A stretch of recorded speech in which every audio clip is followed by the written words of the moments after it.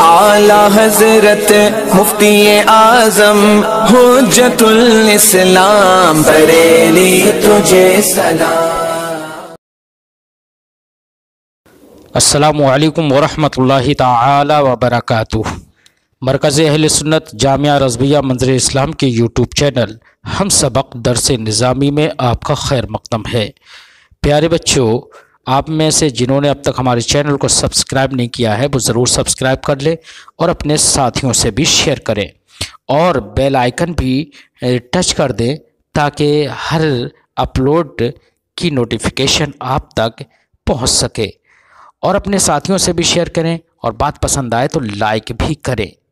اب آپ کو جامعہ رضویہ منظر اسلام کے ایک اہم اور ماہر استاذ حضرت مفتی محمد قمر صاحب آپ حضرات کے روبرو ہوں گے۔ وہ آپ کو تلخیص المفتاح جو بلاغت کی ایک مشہور ترین کتاب ہے وہ پڑھائیں گے۔ آپ حضرات ان سے غور سے سنیں اور اپنی کتاب کو یاد کریں۔ بسم اللہ الرحمن الرحیم۔ وَأَمَّا الْوَصْلُ لِدَفْعِ الْإِيهَامِ فَكَقَوْلِهِمْ لَا بَأَيَّدَكَ اللَّهُ۔ ماقبل میں آپ نے 4 صورتوں کو ملاحظہ کیا، جن 4 صورتوں میں 2 جملوں کے درمیان فصل متعین ہے۔ 2 جملوں کے درمیان فصل متعین۔ وہ 4 صورتیں کیا تھیں؟ پہلی صورت تھی کمال انقطاع بلا ایہام، دوسری صورت تھی کمال اتصال، تیسری صورت شبہ کمال انقطاع، چوتھی صورت شبہ کمال اتصال۔ جن 2 جملوں کے درمیان ان 4 صورتوں میں سے کوئی بھی صورت ہو تو وہاں پر فصل کیا جائے گا، ایک جملے کا دوسرے جملے پر عطف نہیں کیا جائے گا، وصل نہیں کیا جائے گا۔ لیکن اس کے علاوہ 2 صورتیں اور بچی رہی ہیں۔ ان 2 صورتوں میں سے پہلی صورت کیا تھی؟ کمال انقطاع مع ایہام، کمال انقطاع مع ایہام۔ اور دوسری صورت کیا تھی؟ توسط بین الکمالین، توسط بین الکمالین۔ آج انہی دونوں صورتوں کا بیان مصنف علیہ الرحمہ فرماتے ہیں کہ جناب والا جہاں پر کمال انقطاع مع ایہام ہو یا توسط بین الکمالین ہو 2 جملوں کے درمیان، تب ایسی دونوں صورتوں میں وصل متعین ہے۔ کیا متعین ہے؟ یعنی دوسرے جملے کا پہلے جملے پر عطف کر دیا جائے گا۔ کن 2 صورتوں میں؟ کمال انقطاع مع ایہام کی صورت میں اور توسط بین الکمالین کی صورت میں۔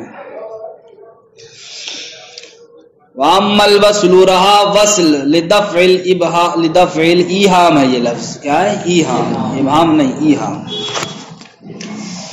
رہا وصل تو وہم کو دور کرنے کے لیے، کائے کو دور کرنے کے لیے؟ وہم۔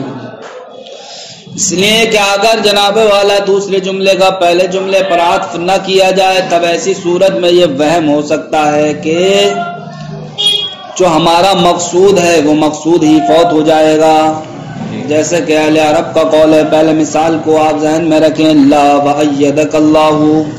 اہل عرب اس طریقے کے جملے اس وقت استعمال کرتے ہیں کہ جب کسی کے ماقبل کے مضمون کی نفی کرتے ہیں تو لا لے کر کے آتے ہیں، پھر اس کے بعد اس کو دعا دیتے ہیں، اس کے بعد اس کو دعا تو کہتے ہیں لا، اس لا کے ذریعے ماقبل کے مضمون کی نفی ہو گئی، اور مطلب ہوتا ہے کہ حل الامر کذالک، حل الامر کیا معاملہ ایسا ہے، اسی کی نفی کر دی، لا نہیں۔ وَأَيَّدَكَ اللَّهُ، اور اللہ رب العزت تمہاری مدد فرمائے، اللہ رب العزت۔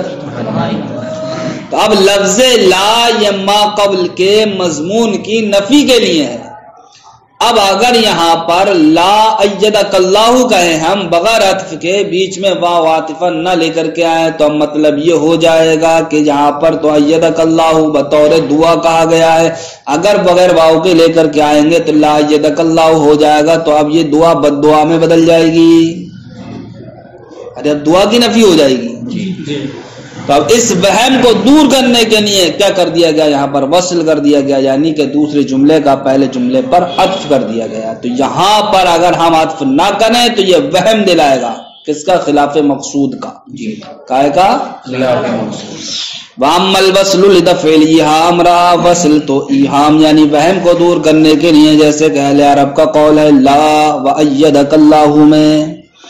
وَأَمَّا التَّوَسُّطُ رہا جناب والا جب دو کلموں کے درمیان توسط بین الکمالین ہو، یعنی کہ نہ ہی تو دونوں جملوں کے درمیان کمال انقطاع ہو، نہ ہی دونوں جملوں کے درمیان کمال اتصال ہو، بلکہ دونوں ہی کمال کا درمیانی حصہ ان میں پایا جاتا ہو، تب ایسی صورت میں بھی جناب والا کیا کیا جائے گا؟ وصل کیا جائے گا. اب کیسے توسط بین الکمالین ہوگا؟ تو فرماتے ہیں فَإِذَا اتَّفَقَتَا خَبْرًا وَإِنشَاءً لَفْظًا وَمَعْنًا أَوْ مَعْنًا فَقَطْ بِجَامِعٍ، جب دونوں ہی جملے جناب والا خبر اور انشاء ہونے کے اعتبار سے لفظاً اور معنن یہ کیا ہو جائیں؟ متفق ہو جائیں.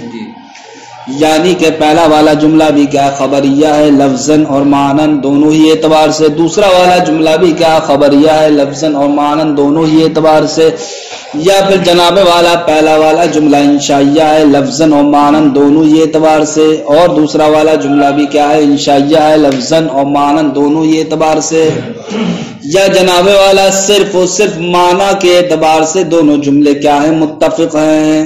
جی مثلا لفظ کے اعتبار سے تو ایک خبریہ ہو گیا دوسرا انشائیہ ہو گیا، لیکن معنی کے اعتبار سے دونوں ہی انشائیہ ہیں.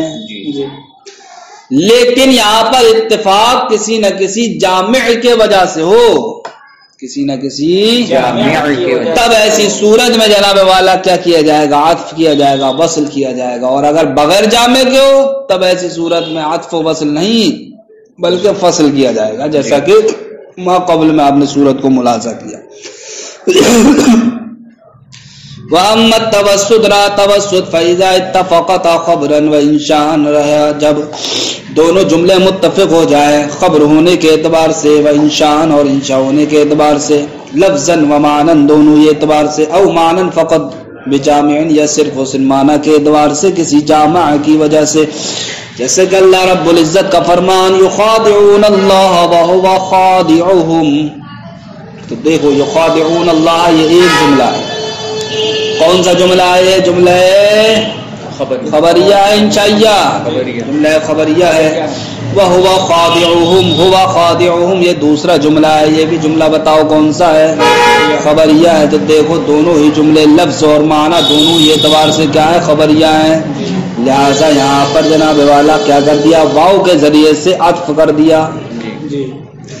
اسی طریقے سے اللہ رب العزت کا دوسرا فرمان ان الابرار لفی نعیم وان الفجار لفی جحیم، یہاں پر بھی ان الابرار لفی نعیم جملہ خبریہ ہے، اور ان الفجار لفی جحیم یہ بھی جملہ خبریہ ہے. دونوں ہی جناب والا کیا ہے؟ لفظاً و معنن دونوں ہی اعتبار سے کیا ہے؟ جملہ خبریہ ہے.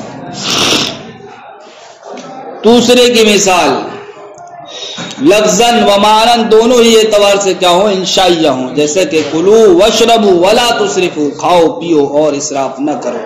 یہاں پر دیکھو کلو یہ بھی فعل امر ہے اور واشربوا یہ فعل امر، تسرفوا یہ فعل نہیں. تو امر اور نہیں یہ دونوں کے دونوں قاعدے قبیل سے انشاء کے قبیل سے ہیں، لہذا یہ لفظ میں بھی انشائیہ ہیں اور جناب والا معنی میں بھی انشائیہ ہیں. تو یہ دیکھو تینوں جملے متفق ہو گئے قائد کے اعتبار سے، لفظ و معنی دونوں یہ اعتبار سے انشاء ہونے میں. اور جیسے اللہ رب العزت کا فرمان وَإِذْ أَخَذْنَا مِيثَاقَ بَنِي إِسْرَائِيلَ لَا تَعْبُدُونَ إِلَّا اللَّهَ وَبِالْوَالِدَيْنِ إِحْسَانًا وَذِي الْقُرْبَى وَالْيَتَامَى وَالْمَسَاكِينِ وَقُولُوا لِلنَّاسِ حُسْنًا.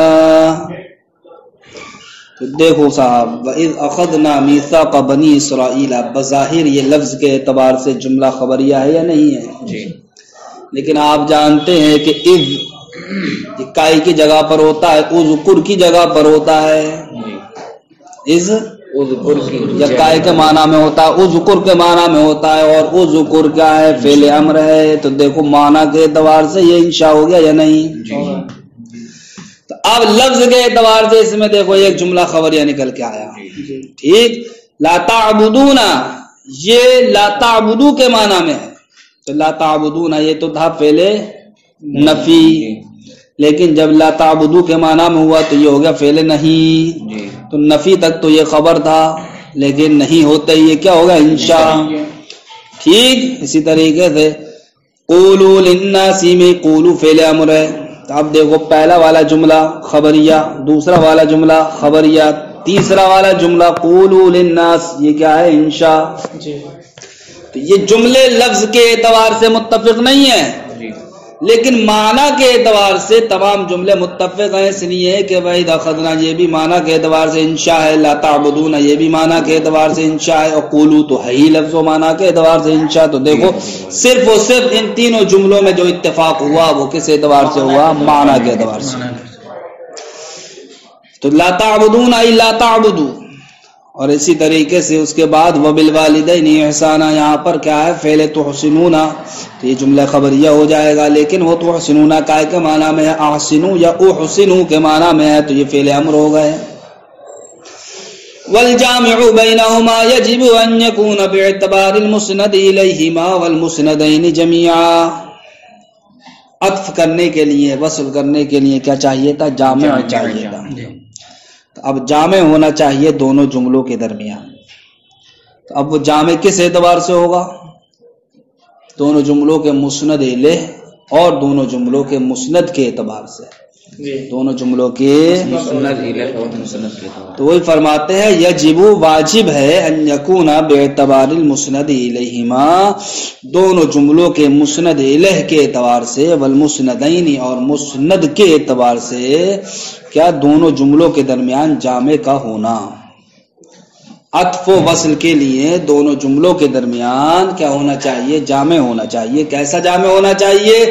کہ دونوں جملوں کے مسند الیہ کے درمیان کوئی مناسبت ہو اور اسی طریقے سے دونوں جملوں کے مسند کے درمیان کوئی مناسبت ہو. اسی مناسبت کو کیا کہا جاتا ہے؟ جامع کہا جاتا ہے. جیسے مثالیں دکھائیں، یشعر زید ویکتب، کہ زید شعر کہتا ہے اور زید لکھتا ہے. تو دیکھو جناب والا اگرچہ مسند علیحدہ علیحدہ ہے لیکن شعر اور لکھنے میں دونوں مناسبت ہے. سمجھ گئے؟ اس لیے کہ شعر کہا بھی جاتا ہے اور شعر لکھا بھی جاتا ہے. لیکن مسند علیہ دونوں کا ایک ہی ہے یا نہیں ہے؟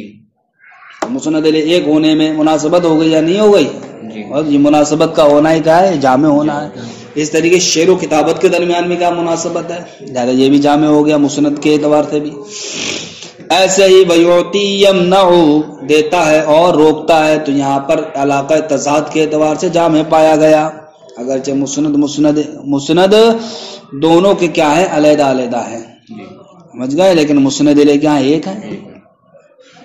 زید شاعر عمر کاتب، یہاں پر جناب والا اگرچہ مسند علیہ دونوں کے علیحدہ علیحدہ ہیں، ایک میں زید ہے دوسرے میں کیا ہے؟ عمر ہے، لیکن پھر بھی مناسبت ہے. اس لیے کہ ہو سکتا ہے زید عمر کا بھائی ہو یا زید عمر کا دوست ہو، تو بھائی بھائی اور دوست دوست میں مناسبت ہوتی ہے. ٹھیک، تو اس اعتبار سے دیکھو دونوں مسند علیہ اگرچہ مغائر ہیں یہ، لیکن بھائی یا دوست ہونے کے احتمال کے پیش نظر کیا ہوگی؟ مناسبت پیدا ہو گئی. شاعر کاتب کے درمیان بھائی مناسبت. اسی طریقے زید طویل عمر قصیر، طویل و قصیر میں علاقہ تضاد ہونے کی بنیاد پر مناسبت ہو گئی، اور زید اور عمر میں دوست یا بھائی ہونے کی وجہ سے مناسبت ہو گئی. لمناسبت بینہما، ان دونوں کے درمیان مناسبت کی وجہ سے یہاں پر کیا کیا گیا؟ مذکورہ جملوں میں واو کے ذریعے عطف کیا گیا ہے. بخلاف زید شاعر و عمر کاتب، برخلاف زید شاعر و عمر کاتب کے بدونہما، اس کا تعلق ہے مناسبت سے، جبکہ زید و عمر کے درمیان مناسبت نہ ہو، مناسبت کے بغیر. یعنی کہ ما قبل میں ہم نے یہ مان لیا تھا کہ زید و عمر دونوں یا تو بھائی ہیں یا دونوں دوست ہیں. جب ہم ان زید و عمر کے درمیان اس بھائی یا دوست کے احتمال کو ختم کر دیں گے تو اب مناسبت ہو گئی ختم. جب مناسبت ختم تو اب جامع نہیں پایا گیا. عطف کے لیے جامع کا ہونا ضروری تھا، اس لیے زید شاعر و عمر کاتب یہ کہنا صحیح نہیں ہوگا. وزید شاعر و عمر طویل، یہ تو جناب والا کہہ رہے ہیں مطلقاً ہی کہنا صحیح نہیں ہے. اس لیے کہ صاحب اولاً تو زید عمر یہ دونوں مسند علیہ ہیں، ان میں مناسبت نہیں. دوسری بات شاعر اور طویل ان میں بھی تو مناسبت نہیں. جی سمجھ گئے؟ یہاں تو مسند علیہ اور مسند دونوں ہی میں مناسبت نہیں ہے، اس لیے زید شاعر عمر طویل کہنا یہ درست نہیں ہے. سمجھ گئے؟ السلام علیکم ورحمۃ اللہ.